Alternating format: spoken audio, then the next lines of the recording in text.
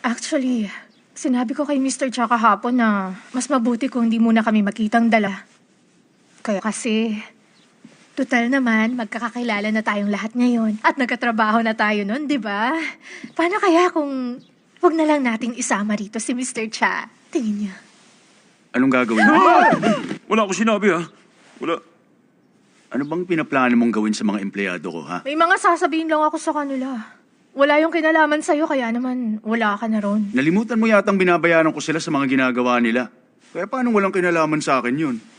At saka isa pa, business hours pa. Kaya hindi sila pwedeng umalis nang hindi nagpapaalam sa akin.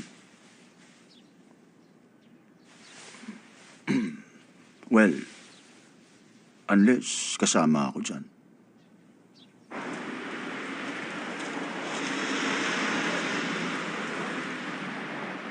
Siya ba yung